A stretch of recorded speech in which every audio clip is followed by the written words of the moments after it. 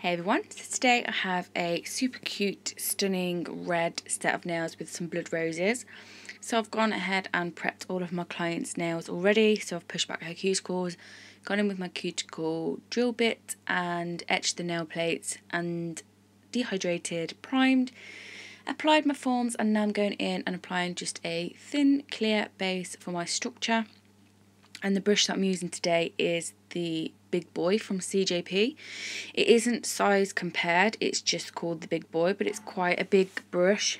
Probably around the equivalent to the Alpha size 10, I would say. Really, really great. I'm really enjoying using it. And if anyone joined on my live feed on Facebook last night, you would see how I break it in and what I thought of it. So yeah, I'm just going in and building this with crystal glass from CJP, making sure it's really, really thin. And then I will make sure I'm pinching as well this layer. Not too hard because I don't want to damage my client's nail or put any pressure on her natural nail plate.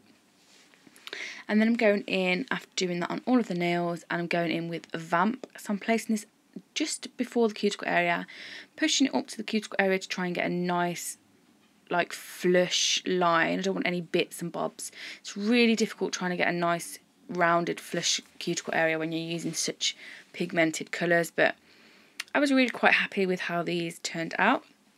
Anyway, I'm applying that product on and then just walking that down the entire nail, covering it all but not adding too much bulk.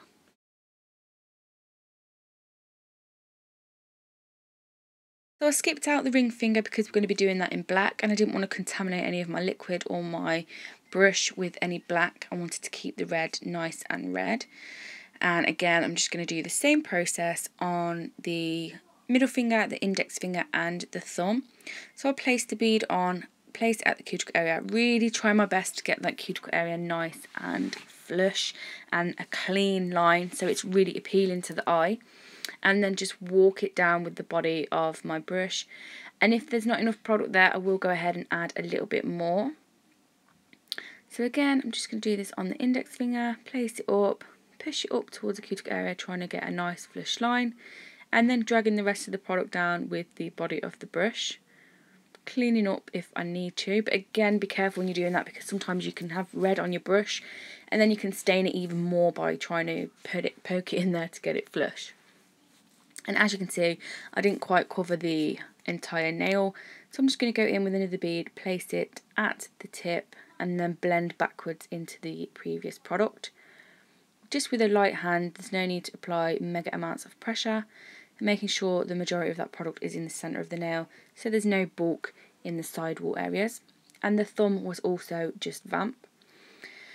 So then I went ahead and applied a little bit of clear over all of them red nails, and then I'm going in with CJP Black Magic on the ring finger here, doing the same process that we just did with the red. I'm keeping away from any skin. I don't want any staining or any black on the cuticle area or anything. I want it to look nice and neat. And I'm just applying not too thick, just really for the colour. I don't want any apex or anything like that because we are going to go in and do some 3D work that we are also going to encapsulate. And then just trying to stroke that to make it really nice and, you know, like a smooth as possible finish. So I'm removing the nail forms off the nails, and then I'm going to go in and carry on doing the 3D work. So the brush that I'm using today is from Tones, and I think it is a size 4, I think. And I'm just placing Vamp in a... I've left this one at real-time speed as well, so you can really see how I work the petals and the acrylic. So I'm placing one on, making like a C shape with the tip of my brush, and then when that starts to set slightly, I will then pat it down with the body of my brush, trying to make in the centre of that petal like almost like a V so it looks more realistic. I will then do this same thing on the opposite side of the petal.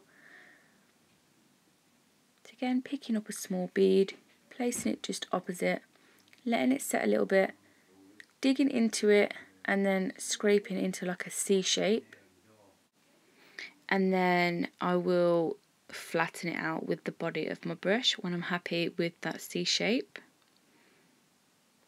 So just flip your brush over and then pat it out, the tip of your brush being at that join of the acrylic and then the body of your brush flattening it out to create that nice 3D look. Because we are going to encapsulate it, I do want it a little bit more flatter than what I would do if I was doing it on top of the nail, but not too flat so there's no definition. So for the centre petals, I will just place a bead in the middle.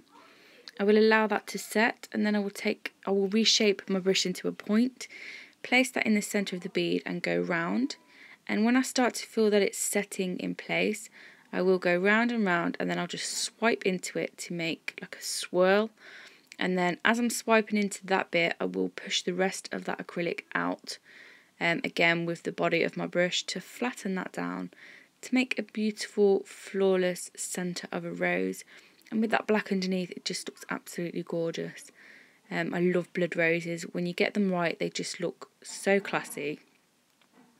So when I'm happy with that rose, I will then go on and make 2 other roses, but I have sped them up now because I didn't think you'd want to watch them all in real time. And I'm just going to let you carry on watching this until we move on to the next step.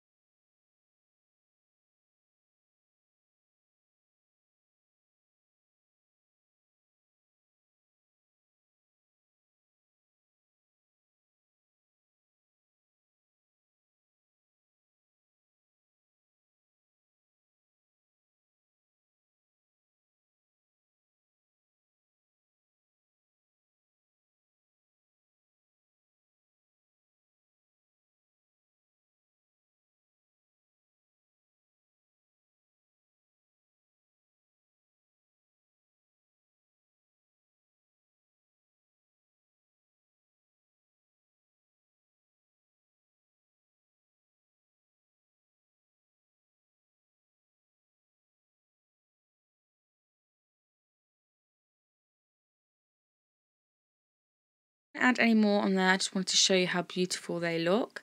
And when it comes to encapsulating them, especially with red and black, I'm just taking my brush and wetting in them little folds so that any acrylic that gets stuck in there does not go white and it polymerizes with the monomer.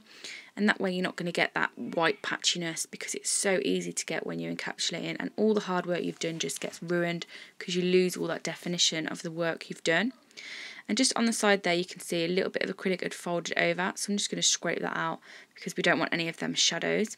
And then I'm just going to wet the nail with monomer again, go in with a bead of clear, a little bit wetter than what I usually do, and then encapsulate fully all of that nail and all of them roses. Then when I'm happy with where all that is and there's a nice apex in there and everything is covered, I will then move on to filing. So taking my hand file, and I really didn't need to do a lot of filing with these, so I didn't use my e-file, I've just literally used my hand file. So I'm going in with the sidewalls and the free edge and then I'm going around the cuticle area, angling my file upwards so it's getting in that little wall between the cuticle area and the extension, making sure it's nice and flush, and then doing flat filing on the tip so that we're not taking any of our apex away, and then going around that apex to really perfect all of the shape. Then when I'm happy with how that's looking from my view, I will get my client, as always, to turn her hand around so that it looks perfect from her view, and if it doesn't, I will then go in and rectify that.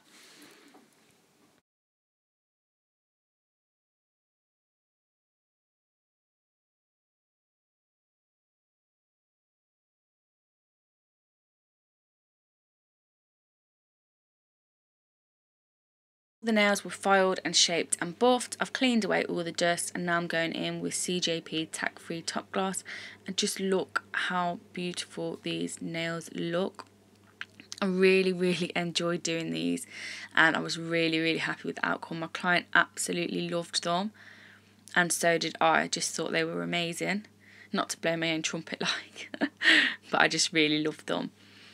Yeah, so I will cure this in the lamp, and I'll cure it for 60 seconds, and then I will allow it to cool before I go in with my super fruity flower burst from CJP. It's their new cuticle oil, and it smells divine, goes on like a dream as well, and doesn't leave the nail too greasy either. Once you've rubbed it in, it doesn't leave like a residue, which is really nice. So it doesn't look like your client's been eating a bag of chips before you have photos taken. And then that is the finished video. I really hope you've enjoyed this set. If you did, please give me a thumbs up, and if you're not already subscribed to my channel, I'd absolutely love it if you would. I love you all, and I'll see you all again in my next video. Bye!